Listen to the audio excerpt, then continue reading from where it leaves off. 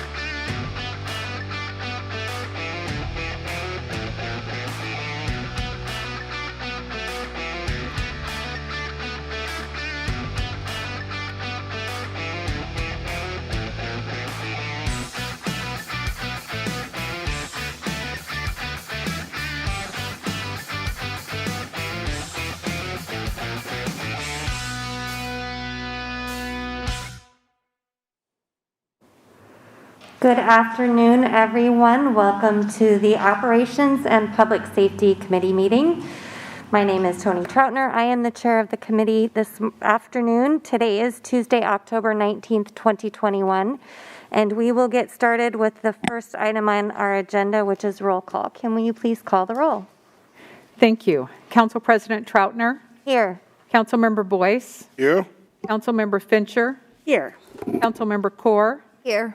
Councilmember Larmer.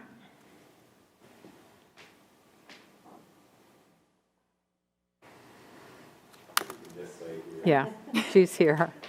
Councilmember Michaud. Here. Councilmember Thomas. Thank you. Should we make sure she can hear us okay? Thank you, Kim. Marley, are you able to hear us okay? She just...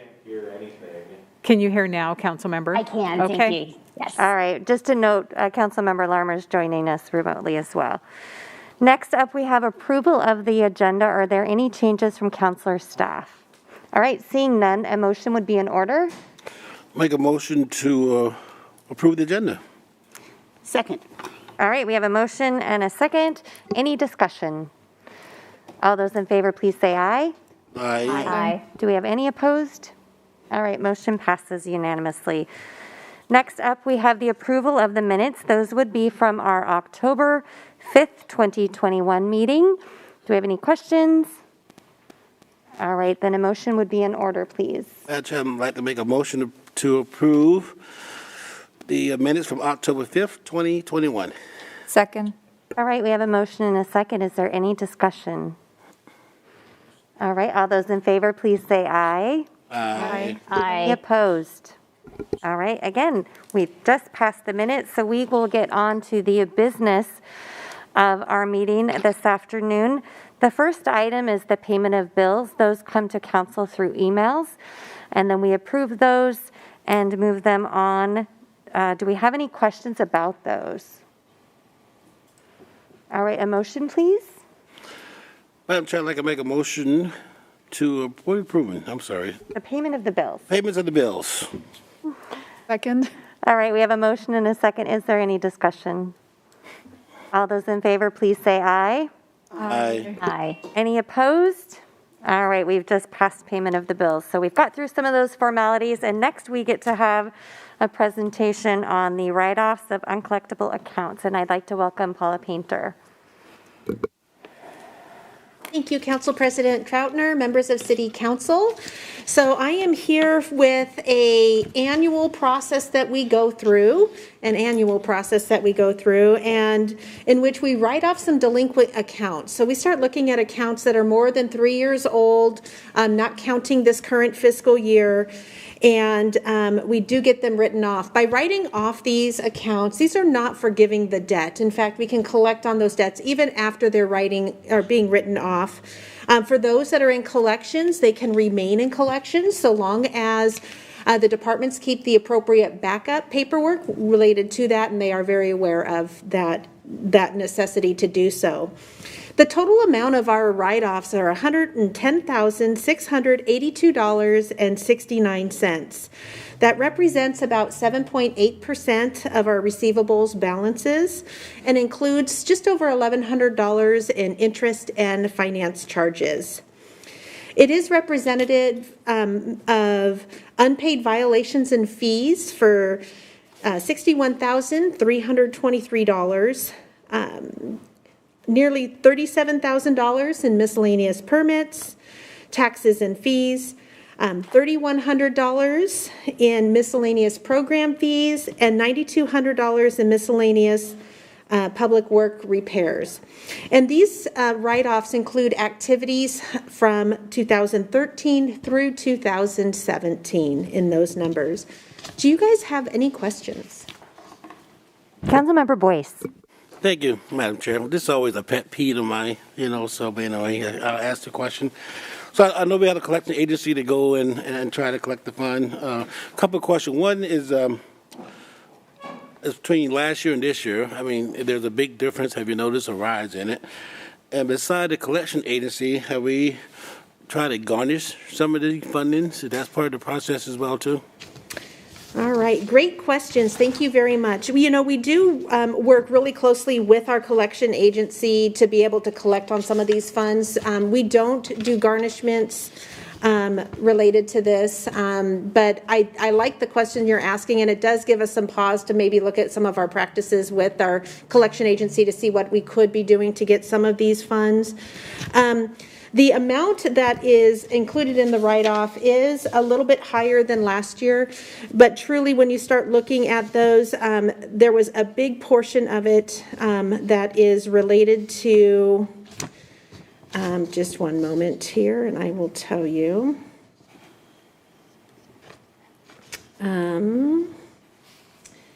The things that are currently with Alliance One, so $76,857 is with them, and they are still with Alliance One, so that work of trying to collect those dollars are still going to be happening. But and if it does, then we'll be able to record that revenue again. I would be happy to follow up with you on some of the analysis. I do know that we did look back to see where were we in last year compared to the year before on some of our aging balances. And I'm not really seeing, it's actually when you compare September's outstanding balances to where we are today, we're actually in a better place than we were last year at this time for our aging, when you look at our aging report. So sorry, Councilmember Boyce, I hope that answers your question a little bit. Another question, like if the, so it's what Alliance One, right? So, okay, can you, how much did they collect last year? I mean, do you know? I don't need to answer today, but I'm just wondering. I'd be happy to get that information for you. I don't have that with me tonight, but yeah.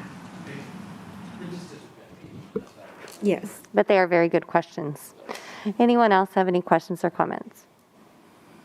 All right, so with that, I would like to have a motion for us to accept these. Madam Chair, I'd like to make a motion to authorize the mayor to write off uncollectible account owed to the city in the amount of $110,682.69, subject to final approval of the finance director. Second. All right, we have a motion and a second. Is there any discussion? Councilmember Larmer, did you have a comment? And that Councilmember Boyce's mic did not appear to be on. Oh, okay, thank you. All right, we have a motion and a second, no discussion. So all those in favor, please say aye. Aye. Any opposed? All right, so we have authorized that. Council Lumber, you want me to start over? You missed all the good words I said. I hear you loud and clear now. Thank you. All right, next up, we have information only, which is the August financial report. Welcome, Michelle. Thank you. Good afternoon, Council. I'm Michelle Ferguson. I'm going to be presenting the August 2021 monthly financial report. All right, our first slide is going to be the general fund revenues, and I highlighted the all revenues sources chart at the top of the slide. Through August, the city has received over $67 million in general fund revenues, which is nearly 62% of budgeted revenues. The city has received an additional $3.27 million, or 5.1% in general fund revenues than it did during the same time frame in 2020. That 62% of the budget may seem low, given that 2/3 of the year is complete. It might be assumed that if you were using a straight line calculation, that the city should have received 67% of its budgeted revenues. But that's not necessarily the case with general fund revenues, because there's a few revenues that we receive towards the end of the year, such as property tax. We received those in April and October, so we'll be getting, $10-11 million in later this month. And B&O revenues, 50% of those revenues come in after September as well as transfers in, which are done at the end of October. So once October closes, you'll kind of see that percent of budget be a little bit more normal. Okay, at the bottom of this slide, I've highlighted other revenues. And the other revenues include licenses and permits, under governmental revenue, charges for services, fines and forfeitures, and miscellaneous revenues. Over the last 3 months, the other revenues have collectively been coming in higher than during the same time in 2020, which shows that revenues are slowly moving in the right direction. Percentage-wise, the revenue categories that have seen the largest increase in the last month are licenses and permits and fines and forfeitures. Okay. At this time, all the departments are estimated to come in under budget for expenditures. And as I mentioned earlier, the revenues are slowly bouncing back, but you can see in the middle of this slide, highlighted in orange, that the revenue categories may look like they're not doing as well as they were in 2020. And those are intergovernmental revenue and transfers in. And so they look like they're not doing as well, but if you compare budget to estimated actual, they're actually coming in or at budget. So intergovernmental revenue is estimated to be lower than in 2020 because a portion of the annexation fuel tax revenues were receipted into the general fund through June of 2020. They have now moved back to the street fund. And transfers in are mainly lower because there was a one-time $1 million transfer in from the medical fund. So now we'll take a look at all of the other funds. And most of the funds are doing well. There are a few funds that will be decreasing their fund balance by year end, and they've been highlighted in orange over the next 3 slides. All but one of these funds was purposely budgeted to use fund balance, except for one reason or another. Expenditures for LEF 1 are estimated to be lower than budgeted, and that's mostly likely due to lower medical claims. So it's likely that not as much fund balance will be used by year end. The Shower Fund is estimated at this time to use more fund balance than originally budgeted. We know that they just reopened, so we're hoping that by the end of October, when we receive that emission tax, that we can kind of increase that estimated actual, but we don't want to count on something when we don't have an idea what the revenues could be. And then at the bottom of the slide, the Special Assessment Debt Service, those are for LID payments where we kind of receipt those in and then allocate them out to the projects that they're supposed to go to. This one, estimates change from month to month. The payments are not always consistent, so it's likely the revenues will go up and the expenditures may go down. It just kind of depends on what we're seeing. The Solid Waste Fund was budgeted to use fund balance, and it's going to probably looking like it's going to use slightly less. So on this fund, it may look like we budgeted a lot more than we're actually going to see, and that is because of the recycling grants that we get in. They come in at the end of the year, so we budget them, and then we have to do a carry forward the next year because they're from July through June. So that's why the budget looks a little weird. The golf complex, they're going to budgeting. Their estimated actuals are basically what we budgeted to use a fund balance, and that was they're using the proceeds from the sale of the par 3 for different golf projects. And unemployment is basically going to use what we budgeted to, maybe slightly less for estimated actuals.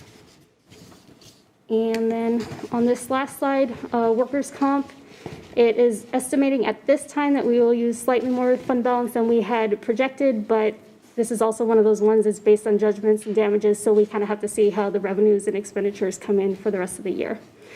And the last one is property tax, and it was not budgeted to use fund balance, but because there was a 17% increase in premiums, we will be using more fund balance than we projected, and a budget change will be coming through and a budget amendment later on in the year. Are there any questions? Councilmember Boyce. Thank you, Manager.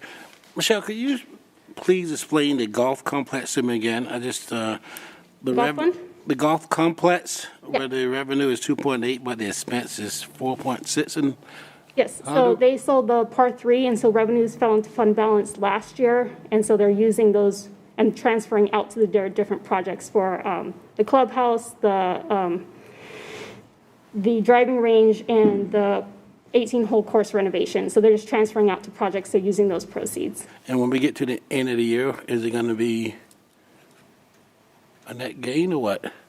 Will we still be in the hole or what? No, so they're just using those proceeds. So they don't have a negative fund balance anymore like they did a couple years ago after that sale. So their fund balance will be just fine. Oh, okay, all right. All right, anyone else have questions for Michelle? All right, thank you, Michelle. Yeah.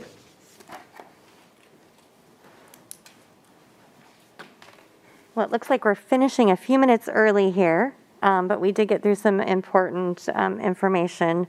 This brings us to the end of our Operations and Public Safety meeting. Thank you to everyone that is joining us. We will see you next time, and for now, we are adjourned.